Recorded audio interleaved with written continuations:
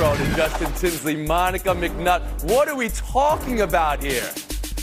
Monica, do I have to eliminate you now so you can get to the Garden for Knicks Sixers Game 2 as quick as do I have to eliminate? No, I won't do that.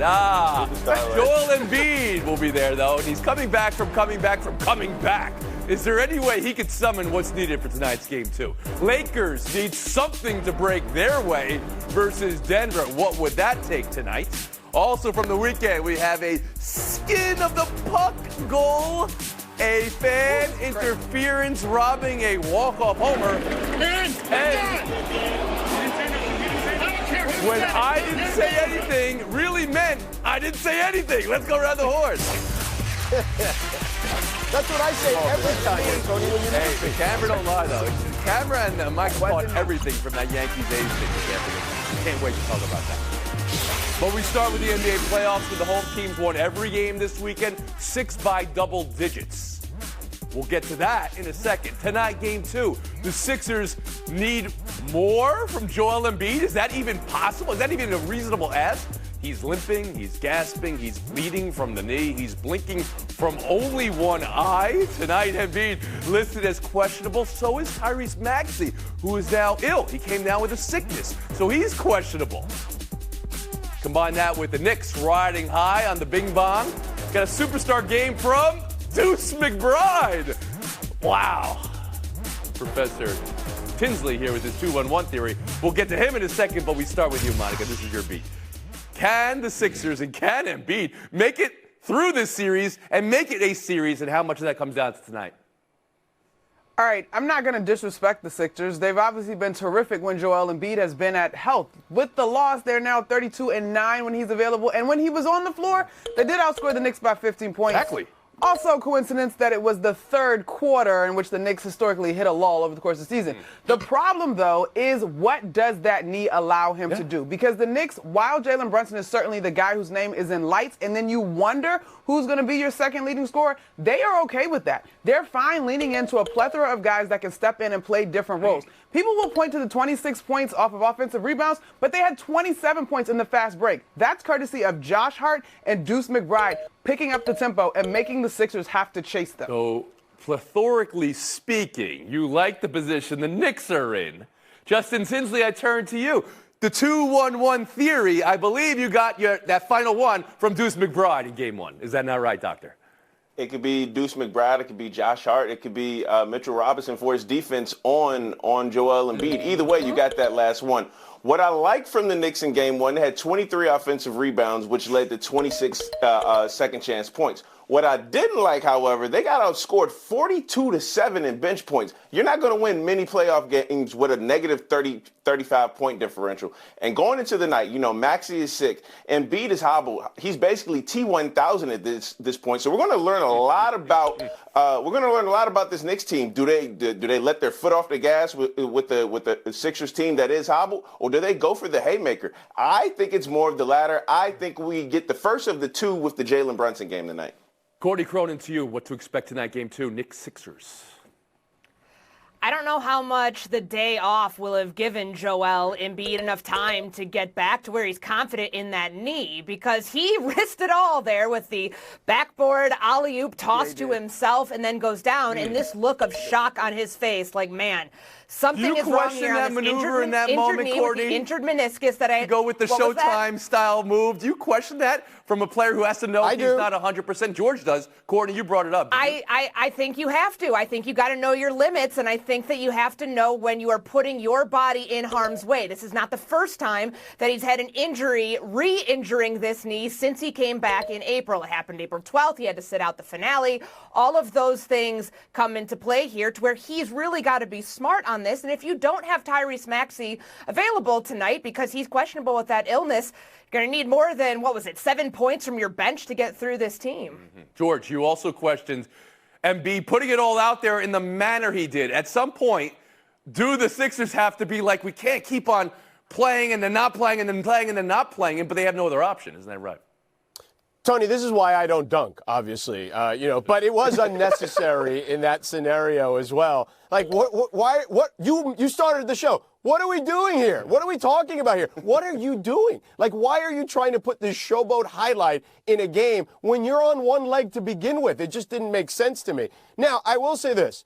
I do think Nick Nurse, and I picked the Knicks to win this series, but I do think Nick Nurse is one of the best defensive coaches in the sport, and I think that Jalen Brunson will continue to see some tough defense. Now, it doesn't mean that Jalen Brunson, to me, who is, a borderline MVP candidate, won't find ways to figure this out. But I do think Kelly Oubre, who's long, right, shows a look at him that he's not necessarily used to all the time. Then they'll switch it up with Maxey, who's got speed, right? And then Kyle Lowry, who's got that veteran savvy. So Brunson is going to have to figure this thing out for the Knicks to win tonight, but it is a key game for the Sixers tonight. Yes, it is. I'm glad you have diagnosed that, but you didn't give us a pick there.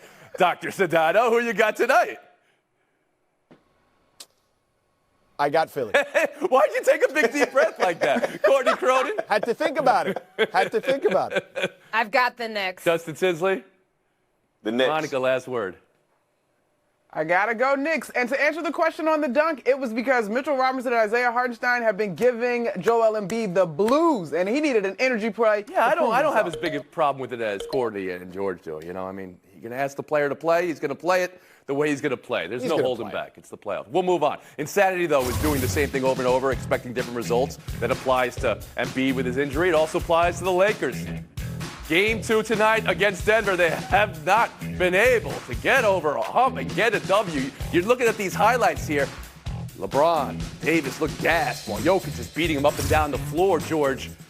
Talk to me about a path to victory for L.A. Is it possible even against these Nuggets? I mean, it's possible, but I still don't think it's likely, Tony. As we talked about when I was in the show last week, the Denver Nuggets, their starting five and their closing five is the best five-man group in the sport. They will out-execute you. And the difference is the Lakers normally bully people with LeBron and AD. Meanwhile, the Denver Nuggets can bully the Lakers, one of the few teams that can do that. So their only path is for the role players, particularly D'Angelo Russell, who struggled last year in this series and struggled in Game 1, to have a good game. Courtney Cronin? There's no path if D'Angelo Russell can't hit some shots. I mean, Game 1 was not an anomaly. In his last 5 playoff games, he's 3 of 24 from 3. You cannot have that happen. And you can't have LeBron take this passive approach in the second half after he was so dominant in the first half. He wasn't attacking the rim. He attempted 6 shots. And there were moments where both he and Anthony Davis looked winded. I get it due to the altitude. But if nobody else is showing up to help them in those final minutes, that's going to happen. Justin Tinsley? Yeah, from wire to wire, start to finish, this has to be a true team game for the Lakers. They can't just lean on LeBron and Anthony Davis for 40 minutes. So, again, a team effort. But as Courtney, as George said, I'm looking at D'Angelo Russell. Over his last 5 postseason games, all against the Nuggets, mind you, he's averaging 7.6 points, shooting 31% from the field and 13% from 3. If you are him, if you are that guy, you need to make tonight a statement, because if not, this series is over by the weekend. Monica. Tony, give all my points to my colleagues because everybody nailed it. And just to add to Justin's point, 1 for 9 from 3, if you're D'Angelo Russell, that won't get it done. And then Austin Reeves has to continue to be a little bit more consistent. The thing is, though, the Lakers could play perfect basketball. The Nuggets have the ability to respond. Well, that's what it is, right? They play perfect defense, it seems like, for 23.5 seconds. And in the last 5 tenths of a second in the shot, it implodes. Jokic will throw up something off of the back of his head and it goes in. Or vice versa. They miss 2 shots, Bunny's at the then Davis's head is down, LeBron's head's down, Jokic is going. That was a 3-point answer, by the way, Monica. So a point for Tins, a point for Cronin, a point for Zdano. I'm sensing you all have Denver tonight, so we'll move on and review the weekend. Game 1's home team won every game, I said. It wasn't every favorite, of course. I'm flagging 3 games for you. Indy was a favorite. Everybody's pick over Milwaukee without Giannis. And then Damian Lillard had that first half with 35. They didn't score in the second half, but the Bucks get the W. That result versus T-Wolves and Ant Edwards in the face of Durant and the Suns in that Game 1 win versus the no-show the Dallas Mavericks had versus the LA Clippers, who win without Kawhi. Courtney Cronin, most significant result of the weekend. It's got to be the Timberwolves, their second largest win in playoff franchise history, and it's all because of Anthony Edwards. Will you take a look at what he did in the third quarter? He had more buckets than the entire Suns team did in that entire frame. He was fun to watch, the trash talking with him and Kevin Durant going back and forth. They've met their match in this Timberwolves team, number one defense in the NBA for a reason. I think it's going to be really difficult for them to try to right their wrongs in this matchup. George, most significant result from the weekend? Tony, I'm going to go with the Clippers. For 4 years, we've seen the Clippers, and for years we've said, oh, they're the team to beat, they're the team to beat. And as the years have gone by, less and less people have thought that. They're as deep as they've ever been, and they're facing a Dallas team that doesn't have a big man that can hurt them. They're at their worst when there's a talented, skilled big man that they're going up against. Dallas doesn't provide that. Clippers are going to win this series. That's more than significant. You're saying you saw enough to know the Clippers will beat Dallas. Monica McNutt, most significant game one for you? I think I'm going to go Bucks and Pacers. Only because we're reminded that as fun as the Indiana Pacers were, they scored 58 points in the paint. They also give up 58 points in the paint, and we're realizing you can't win in the postseason without the ability to play some defense. So I think seeing Dame Lillard basically make the Bucks the Blazers of the East, I think the Pacers are in trouble. Justin Tinsley, most significant game one for you this weekend? Yeah, I'm going with the Timberwolves and in particular Anthony Edwards, but I'll look at it from a broader perspective. All season long, we've been hearing this talk about face of the league. He's this and he's that. Well, guess what? No. This is what the conversation has been. Go ahead. Oh, okay. Well, I get that. I understand. But look, if you look, the start of a very important part of a run for him. If he has a strong postseason and then he's a dominant player on Team USA, we could be looking at the birth of the NBA's next superstar, and it is that important. But it is a banned phrase in the show because you people have overused it to the extent that it's cheapened and robbed of everything it ever meant.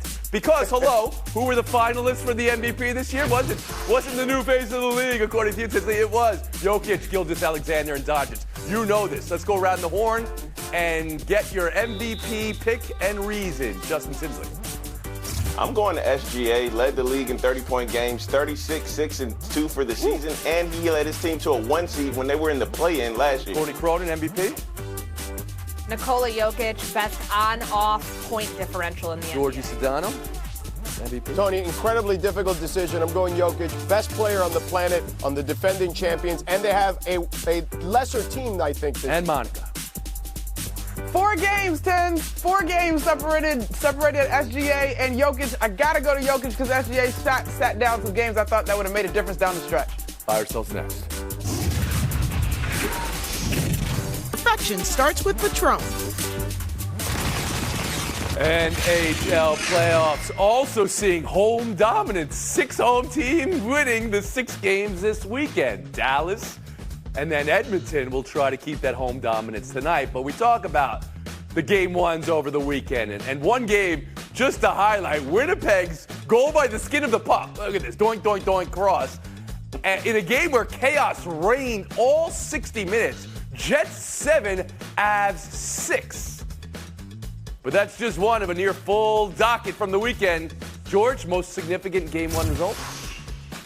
Tony, to me, it's the Panthers. No disrespect to John Van Beesbrook and the Rats in 1996. You're looking at Verhaeghe, Reinhart, and Tkachuk, Bobrovsky. This is the best era of Panther hockey right now. All right. Exercise the demon. They are. Through one game. So Florida's win is what was most significant to George. Courtney Cronin to you.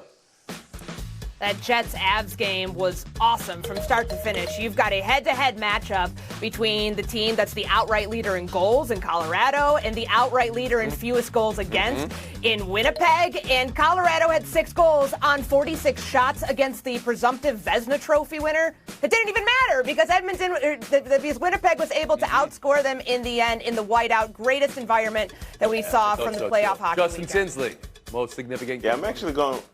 Yeah, I'm going with the Rangers over the Capitals in Game 1, and I'm going to focus on the goalie, Igor Shesterkin. Like, he has 10 straight home games of allowing less than 2 or less goals. That's the longest streak since Martin Brodeur in the early 2000s. And he gives them a chance every night to win a game, and this is important because the Rangers are trying to just become the 9th franchise to win the President's Trophy and the Stanley Cup within the same year. And Monica McNutt. I'm staying at the Garden, Tony. Same game as Tim's, but different reasons. It's Matt Rempe, because if you haven't heard anything from the NHL season, you've heard about this rookie that's in all of these fights, doesn't have a choice. Well, this game, no fight, and he actually scores a goal. The first rookie to do that for the Rangers since 2011. Big deal for the kid. Buy or sell 2, Yankees A's this afternoon. It's the first inning. It's the second batter of the game. You need to hear this sound full. You got anything else to say? You're gone. Okay? Oh, okay, Hunter. Wow. You know what? We're not going to need a John Boy breakdown of that one. We got a very clear. There you go. And now Aaron's saying I didn't say anything. Oh, man. So Aaron Boone was ejected. You could hear Hunter Wendelstedt say, if you say anything, I'm going to eject you. But look at this video. It really appears, as you saw Boone's lips not moving, that a fan in the front row with that blue shirt who was wearing a different colored shirt when they went back to look at him immediately, looks like it was the fan all along. Courtney, what do we have here? Should ejections be reviewable? Should the umpire be held responsible for that? You got a pretty darn good case for having robo-umps in Major League Baseball because they wouldn't be nearly as thin-skinned as Hunter Wendelstedt was in this situation. You can see very clearly on camera, Aaron Boone acknowledges the warning that he got, and then he doesn't say anything, tries to plead his case to the umpire who says, I don't care who said it, you're gone. That makes no sense. It's completely unjust. He should be able to lobby to get back in this game, but we know that the Umpires Association, Major League Baseball, will not do anything about this. And it's time to bring in people who can literally take emotion out of the game by having robots call these games. Bring in, people that aren't people, robots. I see what you're saying. Justin Tinsley, how about you? The ump knew who he was dealing with. 35 ejections in 7 seasons for Aaron Boone. So shout out to the ump for standing on business. And then as quickly as he stood on business, he stood on too much business. It wasn't even Aaron Boone who said it. So he has a pie in the face moment. But unfortunately, these are the rules. You can't let him back in. I'm not ready for robo-umps, Court. Like, we're humans. It's a human experience. You get it wrong. Sometimes that's part of it. This one, though, should have at least been able to go to review. I'm going to remind you. I'm going to remind you of that next time you get eliminated first, Monica. And George Sedano, how about you? Look, I get getting things wrong, but this one is pretty damn bad. Like, this should absolutely be reviewable. I mean, what would Hunter Wendelstedt do? Billy Martin was out there kicking dirt at him. That I would understand getting ejected. By the way, tip to the cap to Boone being the all-time Yankee manager leader now in ejections, passing one. Is that right? Martin, and I'm sure. Wow, I didn't expect to get that baby. piece of information there.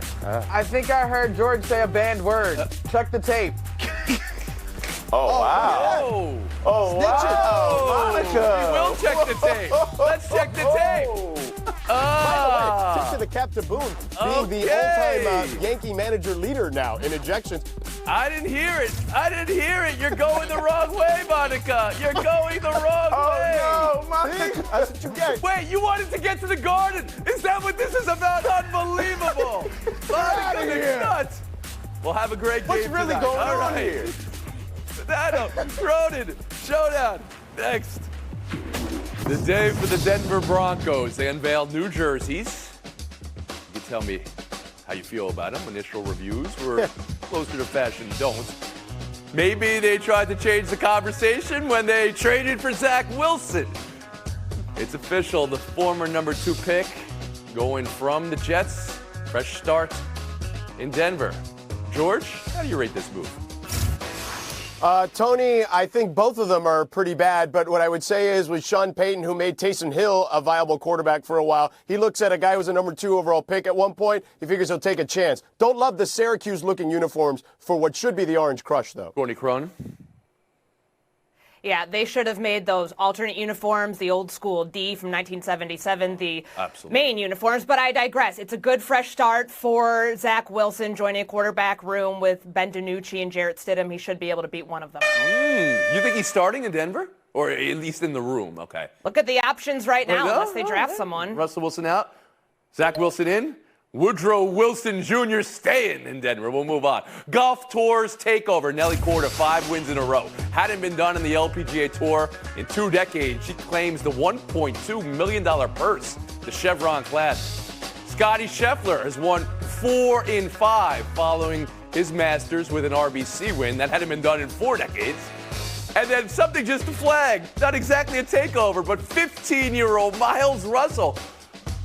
Tied for 20th at the Suncoast Classic. Courtney, which stands out most in golf world? Oh, man, it's Mr. Even Keel himself, Scotty Scheffler, just the third winner since 1985 to win the Masters and then win the following week on tour. His dominance is the reason he's been at number one for 49 straight George? weeks. Tony, it's definitely Scheffler because, I mean, it's been since Bernhard Langer, since we've seen someone win the Masters and then win the next tournament. And he's won, what is it, 16 million in 44 days? I'll go with him. That's great. My math says 5 in a row is better than 4 of 5.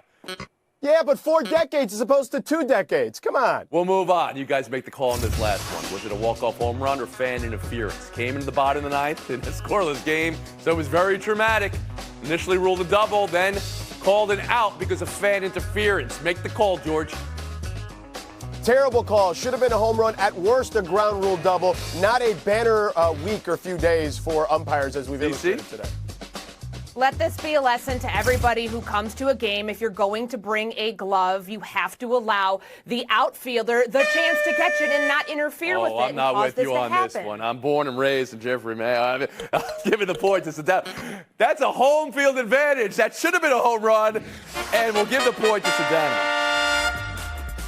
Tony, thanks for the FaceTime. I just want to take a second to talk about how disappointed I am in someone I think is one of the best NBA analysts locally in our sport, in Brian Scalabrine, who, long story short, you can look it up on the internet. He basically suggested Eric Spoelstra called a timeout to imply that he told Caleb Martin to injure Jason Tatum. It's preposterous. You know the character of Eric Spoelstra. You're questioning his integrity. It's just a silly thing to do. Do better, Scalabrine. You're better than that. Thank you for today. We'll see you tomorrow around the horn.